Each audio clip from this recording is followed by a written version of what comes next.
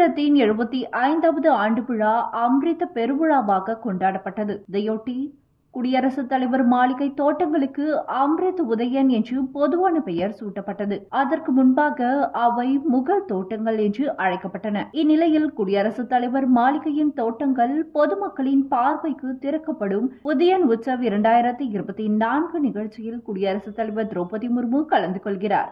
உதயன் உற்சவ் 2024 திட்டத்தின் கீழ் ராஷ்டிரபதி பவனின் அம்ரித் உதயன் இன்று முதல் மார்ச் 31ஆம் தேதி வரை பொதுமக்கள் பார்வைக்காக திறக்கப்படுகிறது. மக்கள் திங்கட்கிழமைகள் தவிர வாரத்தில் 6 நாட்களும் உதயனை பார்வையிடலாம். அம்ரித் உதயன் குறிப்பிட்ட தேதிகளில் சிறப்பு பிரிவினருக்காக மட்டுமே திறக்கப்படும்.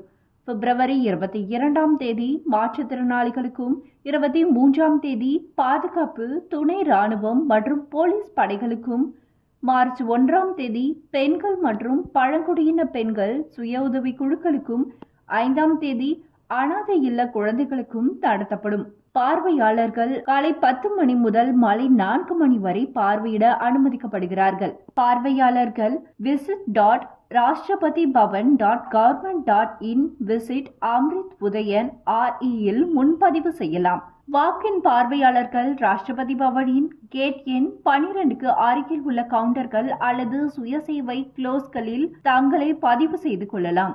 அனைத்து பார்வையாளர்களுக்கும் நுழைவு மற்றும் வெளியேறுதல் வழியாக குடியரசுத் தலைவர் மாளிகை தோட்டத்தின் கேட் எண் 35 இருக்கும். அதேபோல பார்வையாளர்களின் வசதிக்காக மத்திய செயலக மெட்ரோ நிலையத்திலிருந்து கேட் எண் 35க்கு ஷட்டில் பேருந்து சேவை ஒவ்வொரு 30 நிமிடங்களுக்கும் காலை 9:30 மணி முதல் மாலை 5 மணி வரை இயக்கப்படும். உதயன் உற்சவின் போது பள்ளி மாணவர்கள் இலவசமாக அருங்காட்சியகத்தை பார்வையிடலாம்.